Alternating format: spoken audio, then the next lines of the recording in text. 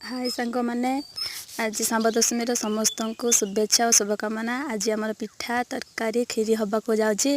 Kheri already हो सारा ये तरकारी सब बसीगला।